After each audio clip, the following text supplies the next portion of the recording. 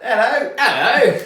Are you quite well? Are you quite well, Grow Strength X? Grow Strength X here. We are looking at continuing our bulking series, and today we're looking at chest. We have covered a chest video quite recently in the past. However, this is going to be a lot different based on working on your weaknesses and targeting upper, lower, chest, wherever you are, building that program around where you need to improve. Yeah, so the kind of exercise we're going to show over today is we're going to add something quite new in for you guys. So a lot of people don't know how to work the sternal head being the upper lower portion and the clavicular head being more the upper portion towards the shoulder. There is actually different exercises that you can do to incorporate this other than just isolation exercises, which are barbell and dumbbell. But what we'll do is we'll go over the exercises and show you which ones work the heads better. So if you've got a weakness in the lower chest or size problem in the lower cups, we can help you develop that. If you've got a size or problem on the upper chest, we can show you how to develop that. Indeed. We shall get to the studio, shall we? Let's do it. Boom!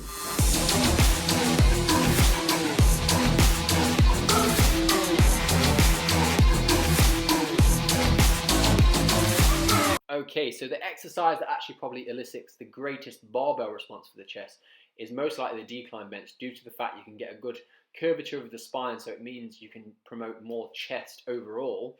It's probably going to hit more the sternal head, so the mid to lower point of the chest. However, there are other exercises that are great for this too. Incline barbell press. It's aimed more for the clavicular head, which is the upper part of the chest, and is aimed more towards overall size of that chest. Okay, flat bench is usually consisted of doing the overall head of the chest. However, a narrow grip generally is better for the clavicular head, so that's the upper chest. Of course, due to this being the nature of the narrow grip, brings the elbows closer to the torso. If you want to get more promotion of the chest overall, then go for a wider grip. A wider grip will activate more of the sternal head, which is the mid to lower part of the chest, but still look to tuck those elbows in as best you can and keep those shoulder joints healthy. A safer way to activate the sternal part of the chest is to use a dumbbell chest press. Now this gives you a better range of movement, as you can twist the dumbbell slightly at the base of the movement, which allows you to tuck those elbows in a lot easier. a word of caution, you will not elicit a good chest response if you bounce through the press just like that. As you can see, there's no real contraction at the bottom, no real control or stability. This accounts for all the presses, barbell, etc. In short, too much momentum equals zero gains. This exercise we're about to do here is called the Spoto Press. For those of you who don't know what a Spoto Press is, it's basically where you stop the barbell just above your chest, an inch or two above. What this should do is elicit a greater response in the muscle, because you're basically isolating it and pushing it back up but under more stress. However, we're under the illusion that if you get a greater range of movement, i.e. from the bottom, and hold the same tension, there is a greater response in the chest overall. So we are going to nullify this one and say the Spoto Press isn't as superior.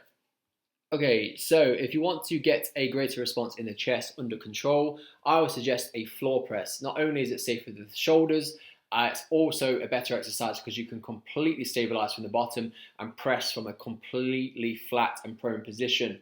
This should elicit a greater response in the chest overall. This isn't just a good bodybuilding exercise, this is a great strength exercise also.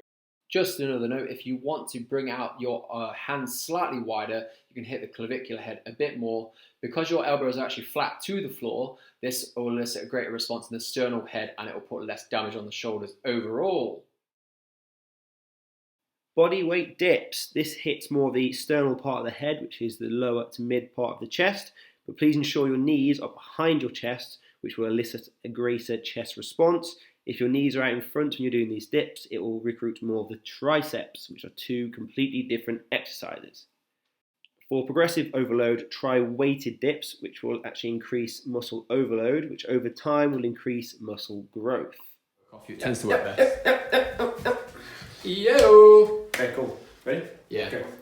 How interesting was that? I hope you learned something new. If you did, please let us know in the comments. If it's loads of stuff you've heard before, then again, still let us know in the comments.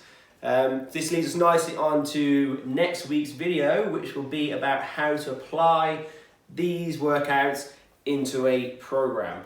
Yes, we don't want you to do every single exercise because that will be too much overload. Of course, which leads us on to the next video, which is going to be about don't do bro splits, essentially. And you should also check back to our old video, which should be in the description somewhere, link somewhere. Top left, in the man, world. top left. It's always the same place. I just pretend like I don't know where it is. So yeah, don't forget to check that video out because there are some isolation exercises in there also, which is also great for chest growth. The same principles apply about wide grip and narrow grip for clavicle and sternal head, which we went over, of course, in this video. So we will put a simple, straightforward, basic program together for you guys in the next week's video so you can get a good understanding of how to program properly. Yes, we're going to help you get swole. Swole. Anyway, anything else to add on that video? Yes, subscribe. Oh yeah. Asked you to subscribe. We need subscribers. Please subscribe. Get your friends to subscribe. We're not desperate. I'm desperate. I'm not desperate really.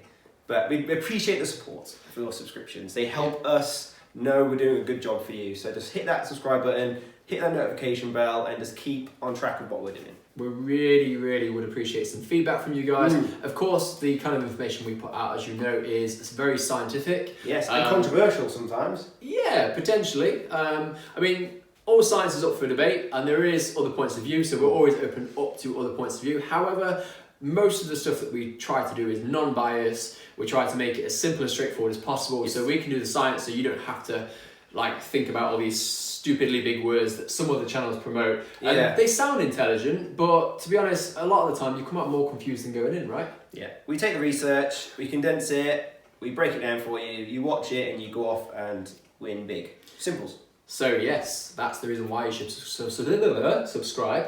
I still can't get my words out. That's something that I need to work on. All day. Anyway. Share. I want to do this.